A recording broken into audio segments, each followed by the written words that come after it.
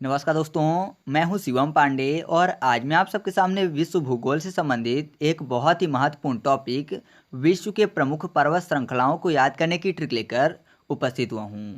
इस वीडियो में हम लोग ट्रिक का भी उपयोग करेंगे और पर्वत श्रृंखलाओं से संबंधित जो भी चीज़ें महत्वपूर्ण होंगी एग्जाम की दृष्टि से उसके बारे में भी चर्चा करेंगे। इससे पहले मैंने विश्व भूगोल से संबंधित 5 वीडियो अपलोड कर दिए हैं, तो अगर आपने अभी तक उन वीडियो को नहीं देखा है तो उन वीडियो को भी देख लीजिएगा। तो देरी ना करते हुए चलिए शुरू करते हैं। तो चलिए सबसे पहले बात कर लेते हैं कि पर्वत किसे कहते हैं। तो पर्वत पृथ्वी की भूसतह पर प्राकृतिक रूप से ऊंचा उठा हुआ भू आकृत होता है। यानी पृथ्वी की सतह पर जो ऊंचा उठा हुआ भू आकृत होता है उसे क्या कहते हैं? पर्वत कहते हैं। लेकिन अगर वह समुद्र तल से अगर उसकी ऊंचाई 1000 मीटर से अधिक है तभी वह पर्वत कहलाएगा। लेकिन अगर समुद्र तल से ऊंचाई 1000 से कम है तो यह क्या कहलाएगा? पहाड़ी कहलाएगी। ठीक है, आप ये चीज़ें याद रखिएगा कि 1000 मीटर से अगर ऊपर हुआ तो पर्वत, 1000 मीटर से अगर नीचे हुआ तो पहाड़ी। और यह ऊंचाई कहाँ से देखी जाएगी? समुद्र तल से। ठीक है, लेकिन अगर ऊंचाई पर क्षेत्र जो है वह समतल हुआ यानी बराबर हुआ तो वह पर्वत नहीं कहलाएगा बल्कि पठार कहलाएगा, चाहे ऊंचाई कितनी भी हो। लेकिन अगर ऊंचाई पर चोटियां स्थित हैं तो फिर वह पर्वत कहलाएगा। तो आप इस चीज़ को भी अच्छे से समझ के रखिएगा। और मैं आपको बता दूं कि जो पर्वत है वह पूरे भूभाग पर 26% स्थित है। मतलब पूरे भूभाग का 26% भाग क्या है? पर्वत है। और एग्जाम में कई बार क्वेश्चन पूछा गया है कि पूरे विश्व में कुल कितने प्रतिशत जनसंख्या है जो कि पर्वत पर निवास करती है। तो सही जवाब होगा 1%। पूरे विश्व की 1% जनसंख्या पर्वतों पर निवास करती है। ठीक है, अब हम लोग सभी महाद्वीपों के जो सबसे लंबी पर्वत श्रृंखलाएं हैं उनके बारे में जान लेते हैं। तो सबसे पहली पर्वत श्रृंखला है एंडीज पर्वत श्रृंखला। यह दक्षिण अमेरिका की सबसे लंबी पर्वत श्रृंखला है। इसकी जो कुल लंबाई है वह 7242 किलोमीटर है। यानी पर्वत श्रृंखला है अर्थात एक पर्वत नहीं है बल्कि बहुत सारे पर्वतों का समूह है। और यह पूरा समूह कितने किलोमीटर लंबा है? तो यह 7242 किलोमीटर है। और यह विश्व की सबसे लंबी पर्वत श्रृंखला भी है। तो आप इस चीज़ को याद रखिएगा कि विश्व की सबसे लंबी अगर पर्वत श्रृंखला पूछी जाती है तो कौन सी है? एंडीज पर्वत श्रृंखला। याद करना है तो एंडीज में शब्द लिखा हुआ है इंड। ऐसा है जो कि इसका इंड नहीं है, ऐसा कह सकते हैं। इंड नहीं है तो जाहिर सी बात है कि सबसे लंबा होगा। ठीक है, और एंडीज पर्वत श्रृंखला की जो सबसे ऊंची चोटी है वह एकांकागुआ है जो कि 5960 मीटर है। जबकि अगर बात करें कि दक्षिण अमेरिका की सबसे ऊंची चोटी कौन सी है तो दक्षिण अमेरिका की सबसे ऊंची चोटी ओजस डेल सेलेडो है जो कि 7084 मीटर है, यानी 7084 मीटर है। तो आप इस चीज़ को याद रखिएगा। अब हम लोग याद करते हैं कि एंडीज पर्वत को दक्षिण अमेरिका से कैसे याद रखेंगे। तो एंडीज में एक शब्द लिखा हुआ है इंड। इंड मतलब खत्म। अमेरिका में सब छिपा हुआ है अमीर और दक्षिण में सब छिपा हुआ है छीनना। तो अमीर आदमी कहीं जा रहा था, बहुत सारे पैसे लेके, जाहिर सी बात है अमीर आदमी है तो पैसे भी उसके पास होंगे। तो उससे कोई पैसे छीन रहा है तो जाहिर सी बात है कि अमीर आदमी की ज़िंदगी जो है अर्थात अमीर आदमी की जो लाइफ है उसको इंड कर देगा, यानी अमीर आदमी को मार देगा और उसके पैसे छीन लेगा। तो छीनने से दक्षिण, अमीर से अमेरिका, और इंड कर दिया लाइफ तो इंड से एंडीज पर्वत श्रृंखला। तो आप ऐसे याद रख सकते हैं कि एंडीज पर्वत श्रृंखला कहाँ स्थित है? दक्षिण अमेरिका में। ठीक है, आगे बढ़ते हैं। अगला रॉकी पर्वत श्रृंखला। यह उत्तरी अमेरिका में स्थित है और यह 4800 किलोमीटर लंबा है। और जो इसकी सबसे सर्वोच्च ऊंची चोटी है वह है माउंट एल्बर्ट।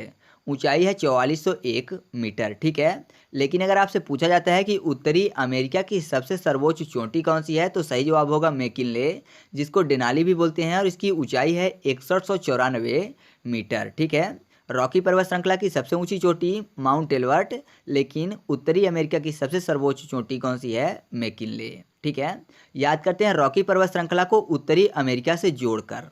याद करना है तो उत्तरी अमेरिका में एक शब्द छिपा हुआ है उत्तर और अमेरिका में शब्द छिपा हुआ है अमीर। अमीर बनना है किसी को उत्तर देके तो उत्तर किसको देंगे? रास्ते में आने वाली बाधाओं को। अगर हम लोग अपने रास्ते में आने वाली बाधाओं को आसानी से सॉल्व कर लेते हैं अर्थात जो भी बाधाएं हैं उनको कड़ी चुनौती देते हैं, उनको उत्तर देते हैं, तो हम लोग क्या करेंगे कि आगे आने वाली चट्टानों को समाप्त करके अमीर बन सकते हैं। ठीक है, कहते हैं ना चट्टान रूपी बाधाओं को दूर कर सकते हैं। तो चट्टान रॉक की बात हो रही तो रॉक से रॉकी पर्वत। तो आप ऐसे याद कर सकते हैं कि रॉकी पर्वत श्रृंखला कहाँ स्थित है? उत्तरी अमेरिका में, या फिर ऐसे याद कर सकते हैं कि रॉकी में रॉकेट सब छिपा हुआ है और जो रॉकेट है वह कहाँ जाता है, ऊपरी जाता है। तो ऊपरी से केवल एक ही शब्द आएगा, उत्तरी, उत्तरी अमेरिका, जो कि एक महाद्वीप है, बाकी किसी भी महाद्वीप का नाम नहीं आएगा। तो आप इसको ऐसे भी याद कर सकते हैं। ठीक है, आगे बढ़ते हैं। अगला हिमालय पर्वत श्रृंखला, यह कुल 2400 किलोमीटर लंबा है और इस पर विश्व की सबसे ऊंची चोटी माउंट एवरेस्ट, जिसको सागरमाथा भी बोलते हैं और चोमोलुंगमा भी बोलते हैं, इसकी कुल ऊंचाई है 8850 मीटर। ठीक है, कहीं कहीं आपको यह 8848 मीटर भी लिखा हुआ मिल जाएगा, और लेकिन मैं आपको बता रहा हूँ 8850 मीटर। यह क्यों है, क्योंकि जो इसकी ऊंचाई है प्रतिवर्ष 2 सेंटीमीटर के हिसाब से बढ़ रही है। यह आपको पता होना चाहिए कि जो हिमालय पर्वत श्रृंखला है इसकी ऊंचाई प्रतिवर्ष 2 सेंटीमीटर बढ़ती है। और यह कहाँ स्थित है, मतलब जो सागरमाथा है अर्थात माउंट एवरेस्ट हिमालय की सबसे ऊंची चोटी, तो यह किस देश में स्थित है, तो यह नेपाल में स्थित है। ठीक है, और नेपाल में इसको सागरमाथा और चोमोलुंगमा के नाम से भी जाना जाता है। तो आप इस चीज़ को याद रखिएगा। यहाँ पर एक सबसे महत्वपूर्ण चीज़ यही आई है कि यह विश्व की सबसे ऊंची चोटी है। ठीक है, अगर पर्वत श्रृंखलाओं की बात करें तो सबसे ऊंची चोटी कौन सी हो जाएगी, तो हो जाएगी माउंट एवरेस्ट। लेकिन अगर आपसे पूछा जाता है कि सबसे लंबी पर्वत श्रृंखला कौन सी है, तो यह हो जाएगा एंडीज पर्वत श्रृंखला, जिसका कि कभी इंड ना हो। ठीक है, तो इसको ट्रिक से याद करवाने की जरूरत बिल्कुल भी नहीं है, क्योंकि सबको पता है कि हिमालय पर्वत श्रृंखला कहाँ स्थित है, एशिया में। ठीक है, आगे बढ़ते हैं। अगला है एटलस पर्वत श्रृंखला, यह अफ्रीका महाद्वीप में स्थित है और जो इसकी कुल लंबाई है वह 2400 किलोमीटर तक है। ठीक है, और इसकी जो सबसे सर्वोच्च चोटी है उसको बोलते हैं ट्यूबकल। ठीक है, एटलस पर्वत की सबसे सर्वोच्च चोटी कौन सी है, ट्यूबकल। जबकि अगर बात करें कि अफ्रीका महाद्वीप की सबसे सर्वोच्च चोटी कौन सी है, तो सही जवाब होगा किलिमंजारो, जिसकी कुल ऊंचाई है 5895 मीटर। ये चीज़ आप यहाँ पे याद रखिएगा कि एटलस पर्वत श्रृंखला की सबसे ऊंची चोटी कौन सी है, ट्यूबकल, लेकिन अफ्रीका महाद्वीप की सबसे सर्वोच्च चोटी कौन सी है, किलिमंजारो। लेकिन एशिया महाद्वीप में ऐसा नहीं था। एशिया महाद्वीप में जो हिमालय की सबसे सर्वोच्च चोटी है वही एशिया की भी और विश्व की भी सबसे सर्वोच्च चोटी मानी जाती है। ठीक है, याद करते हैं एटलस को अफ्रीका महाद्वीप से। तो अफ्रीका में एक शब्द छिपा हुआ है फ्रीका, अफ्रीका, फ्रीका, और एटलस में एक शब्द छिपा हुआ है ए तलाश, एटलस, ए तलाश। तलाश का मतलब खोजबीन होता है। तो हर बंदा क्या करता है कि फ्री की चीज़ की तलाश करता रहता है ना। हर किसी को फ्री की चीज़ ज़्यादा पसंद होती है, तो फ्री की चीज़ की तलाश हर कोई करता रहता है। तो फ्री के से अफ्रीका और तलाश से एटलस पर्वत। तो आप ऐसे याद कर सकते हैं कि एटलस पर्वत श्रृंखला कहाँ स्थित है, अफ्रीका में। ठीक है, आगे बढ़ते हैं। अगला है ग्रेट डिवाइडिंग रेंज, जो कि ऑस्ट्रेलिया महाद्वीप में स्थित है और इसकी कुल लंबाई 3500 किलोमीटर है।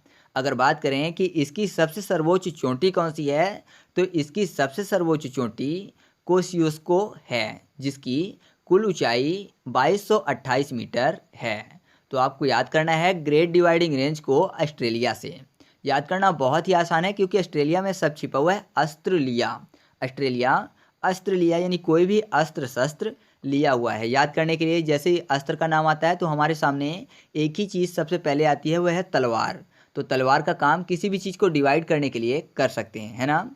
अगर कोई भी चीज़ है उसको अगर तलवार से मार देंगे तो जाहिर सी बात है कि वह 2 पार्ट में डिवाइड हो जाएगी। तो अस्त्र से ऑस्ट्रेलिया और डिवाइड से ग्रेट डिवाइडिंग रेंज। तो आप ऐसे याद कर सकते हैं कि ग्रेट डिवाइडिंग रेंज किस महाद्वीप में स्थित है, ऑस्ट्रेलिया महाद्वीप में, और इसकी कुल लंबाई 3500 किलोमीटर और सर्वोच्च चोटी क्योसियुस्को, ठीक है, जिसकी कुल ऊंचाई 2228 मीटर है। आगे बढ़ते हैं। अगला है स्कैंडिनेवियन पर्वत श्रृंखला। यह यूरोप महाद्वीप की सबसे लंबी पर्वत श्रृंखला है, ठीक है, और इस महाद्वीप की सबसे ऊंची चोटी कौन सी है, तो वह है एल्ब्रूस, जिसकी कुल ऊंचाई है 5642 मीटर, ठीक है। तो चलिए अब हम लोग यूरोप महाद्वीप को स्कैंडिनेवियन से याद करते हैं। यूरोप में शब्द लिखा हुआ यू, यू का मतलब तुम, और रो यानी रोने की बात। स्कैंडिनेवियन में सब छिपा हुआ है इस कैदी, ठीक है, मतलब कैदी की बात हो रही है, बंदी की बात हो रही है। अगर किसी व्यक्ति को कैदी बना लिया जाए तो जाहिर सी बात है कि फिर वह रोने लगेगा, है ना। अगर आपको ही कैद में रखा जाए तो आप रोने लगोगे। तो कैद से स्कैंडिनेवियन पर्वत श्रृंखला और यूरो से यूरोप महाद्वीप। तो आप ऐसे याद कर सकते हैं कि स्कैंडिनेवियन पर्वत श्रृंखला कहाँ स्थित है? यूरोप महाद्वीप में। आगे बढ़ते हैं। अब हम लोग बात कर लेते हैं मुख्य पर्वतों की, जो कि एग्जाम की दृष्टि से पूछे जाते हैं। कि जैसे आपसे पूछ लिया जाएगा कि फ्यूजियामा पर्वत कहाँ स्थित है, मतलब किस देश में स्थित है। व्हाइट पर्वत, ब्लैक फॉरेस्ट पर्वत, ये किस देश में स्थित हैं। तो हम लोग इन्हीं को देख लेते हैं। तो सबसे पहला पर्वत है सियरा नेवादा पर्वत, जो कि अमेरिका के कैलिफोर्निया में स्थित है। याद करना है तो सियरा नेवादा में एक शब्द लिखा हुआ है सी के बाद, याराना, यानी यार, दोस्त की बात हो रही है। और आपको पता है कि जो दोस्त हैं वह ज़्यादातर अमीर लोगों के दोस्त बनना पसंद करते हैं। मतलब बहुत सारे ऐसे लोग होते हैं जो कि हमेशा अमीर लोगों से ही याराना करना पसंद करते हैं। आपने देखा भी होगा कि जो अमीर होता है उसके ज़्यादा दोस्त होते हैं और गरीबों के आजकल कम दोस्त बनते हैं। लोगों की मेंटेलिटी हो चुकी है। तो अमीर से अमेरिका और याराना होता है अमीरों के साथ। तो याराना से सियरा नेवादा पर्वत। तो आप ऐसे याद कर सकते हैं कि सियरा नेवादा पर्वत कहाँ स्थित है? अमेरिका के कैलिफोर्निया में। ठीक है, आगे बढ़ते हैं। अगला है फ्यूजियामा पर्वत। यह जापान में स्थित है। याद करना आसान है क्योंकि फ्यूजियामा में एक शब्द लिखा हुआ है यम। यम मतलब काल की बात हो रही है और जापान में शब्द लिखा हुआ है जपना। तो जब काल अर्थात अंतिम टाइम आता है, यानी यमराज जब आता है, तो क्या होता है कि फिर लोग भगवान का नाम जपते हैं, है ना। भगवान का नाम राम राम जपते हैं। तो जपने से जापान और यम से फ्यूजियामा। तो आप ऐसे याद कर सकते हैं कि फ्यूजियामा पर्वत कहाँ स्थित है? जापान में। या फिर थोड़ा सा और तरीका चेंज कर सकते हैं। फ्यूजियामा में शब्द लिखा हुआ है फ्यू। फ्यू का मतलब कुछ, जी यामा मतलब कुछ टाइम बचा है जीने के लिए, अर्थात यमराज के आने के लिए। तो लोग क्या कर रहे हैं? भगवान का नाम जप रहे हैं। तो आप इसको याद रखिएगा। अगला है ब्लैक फॉरेस्ट पर्वत। यह जर्मनी में राइन नदी के पश्चिम तट पर स्थित है। ठीक है, ब्लैक फॉरेस्ट पर्वत कहाँ स्थित है? जर्मनी में। याद करना है तो ब्लैक फॉरेस्ट। ठीक है, ब्लैक हो गया, कोई भी फॉरेस्ट यानी जंगल। फॉरेस्ट का मतलब जंगल होता है। तो जाहिर सी बात है जंगल हरे भरे होते हैं। और वह ब्लैक क्यों हो गए? क्योंकि जल गए। अगर कोई भी जंगल में आग लग जाएगी तो फॉरेस्ट कैसा हो जाएगा? ब्लैक हो जाएगा, जर के। तो जरने से जर्मनी और ब्लैक हो गया फॉरेस्ट, जर के। तो ब्लैक और फॉरेस्ट से ब्लैक फॉरेस्ट पर्वत। तो आप ऐसे याद कर सकते हैं कि ब्लैक फॉरेस्ट पर्वत कहाँ स्थित है? जर्मनी में। ठीक है, आगे बढ़ते हैं। अगला है व्हाइट पर्वत, साथ ही ब्लैक पर्वत। यह दोनों अमेरिका में स्थित हैं। याद करना है तो अमेरिका में सब छिपा हुआ है अमीर। और ज़्यादातर लोग अमीर कैसे बनते हैं? ब्लैक मनी के जरिए, है ना। ब्लैक मनी के जरिए ज़्यादातर लोग अमीर बन जाते हैं और उस ब्लैक मनी को वह वाइट भी कर लेते हैं। आपने देखा होगा कि अगर बात करें मिडिल क्लास के लोगों की या कि नॉर्मल लोगों की, तो वह ब्लैक मनी को वाइट करने का तरीका उनके पास नहीं होता। लेकिन कोई अमीर व्यक्ति है तो उसके पास हमेशा ब्लैक मनी को वाइट करने का तरीका मौजूद होता है। तो आप ऐसे याद कर सकते हैं कि ब्लैक मनी हो तो उसको अगर वाइट कराना हो तो हमेशा अमीर आदमी इसके लिए ज़्यादा सूटेबल होते हैं। मतलब ज़्यादातर वह ऐसा काम कर लेते हैं। तो आप ऐसे याद करिएगा कि वाइट और ब्लैक पर्वत कहाँ स्थित हैं? अमेरिका में। ठीक है, आगे बढ़ते हैं। अगला है अराकनयोमा पर्वत, जो कि भारत और म्यांमार के बीच सीमा का निर्धारण करता है। और इसकी जो सबसे सर्वोच्च ऊंची चोटी है वह है माउंट विक्टोरिया। ठीक है, याद करना है तो अराकनयोमा में एक शब्द लिखा हुआ है अरेकान योमा। ठीक है, याद करने के लिए थोड़ा सा अलग कर लेते हैं। लिखा हुआ है शब्द अरे कान छोड़ो माँ। यानी माँ क्या है कि कान पकड़ के रखिए बच्चे का, तो बच्चा बोल रहा है कि अरे माँ कान छोड़ो। ठीक है, तो जाहिर सी बात है माँ ने कान पकड़ा है, बच्चे ने कुछ न कुछ गलत किया होगा। तो अब माँ क्या कर रही है? बच्चे को कान पकड़ के मार रही हैं। तो मारने से म्यांमार। और माँ की बात होती है तो सबसे पहले अगर माँ की बात करें तो पहले तो हमारी माँ और दूसरी भारत माता, क्योंकि भारत को भी हम लोग माता ही बोलते हैं, माँ ही बोलते हैं। तो माँ से भारत माता, तो जाहिर सी बात है कि भारत और म्यांमार के बीच कौन सा पर्वत स्थित होगा? अराकनयोमा पर्वत। ठीक है, आगे बढ़ते हैं। अगला है दक्षिणी अल्प्स पर्वत, जो कि न्यूजीलैंड में स्थित है। इससे पहले एक आया था अल्प्स पर्वत श्रृंखला, जो कि फ्रांस, न्यूजीलैंड, ऑस्ट्रेलिया और स्विट्जरलैंड में स्थित था।